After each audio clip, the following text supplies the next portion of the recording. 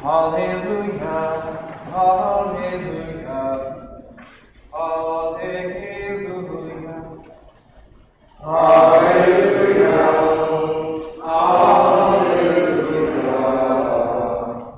hallelujah. The Lord be with you. A reading from the Holy Gospel according to Matthew. Jesus said to the crowds and to his disciples, "Woe to you, scribes and Pharisees, you hypocrites! You lock the kingdom of heaven before men. You do not enter yourselves, nor do you allow entrance to those trying to enter. Woe to you, scribes and Pharisees, you hypocrites! You traverse sea and land to make one convert, and when that happens, you make him a child of Gehenna, twice as much as yourselves. Woe to you, blind guides, who say if one swears by the temple, it means nothing, but if one swears by the gold of the temple, one is obligated. Blind fools, which is greater, the gold or the temple that made the gold sacred? And you say, if one swears by the altar, it means nothing, but if one swears by the gift on the altar, one is obligated.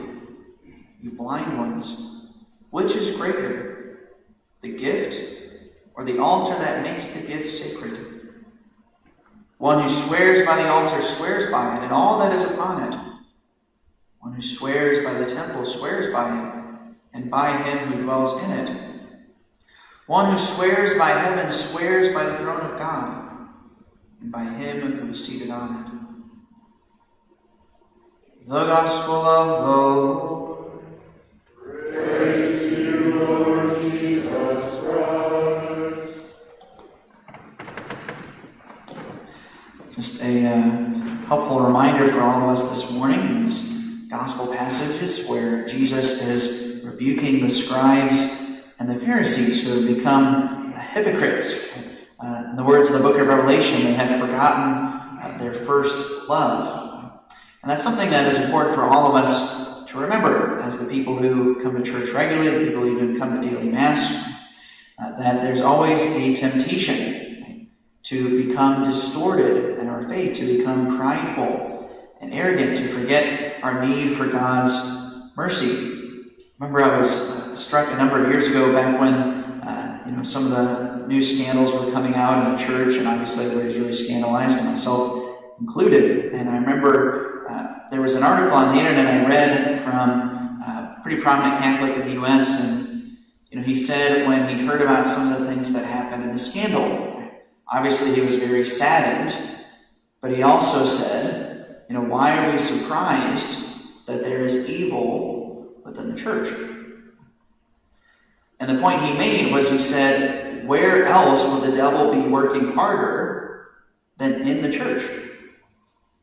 The church is the sacrament of salvation in the midst of the world. The church is the people of God. The church is where God is doing most of his work. So, of course, the devil is going to try to infiltrate and to try to take things off of course. And he's going to try to take over. So it's important for all of us to remember that really is true. That the place where the most spiritual warfare happens, the battle for the world, the battle for holiness, is within the church. And on a smaller scale, I'd say at our parish, the most important battlefield is people like us. People who are at daily Mass, people who are extremely invested in the church. We are all still sinners in utter need of God's mercy. And so it's important for us to remain humble, to remain in that position with God of begging for his mercy, begging him for the ability to grow in holiness, to be made worthy of this call that we have received. It is very easy for people who are very involved in the church to become distorted like that. And oftentimes, sometimes people even with the best of intentions. But sometimes things just start to happen, and those little sins, they begin to creep up again and again in our lives. The sins of envy, or the sins of pride, the sins of anger, lust, right? All those seven deadly sins. They're not just deadly because they're for all like the worst sinners who commit them. Right? They're sins that all of us struggle with throughout our life. And we always need to be asking God for protection and mercy and conversion, because our conversion is never over. And the second that we think our conversion is over is the second that we begin to become prideful. All throughout the scriptures, this is one of the most prominent things we read about in the teachings of Jesus and in the teachings of the prophets. That it is the church, the people of God, where the most humility is needed.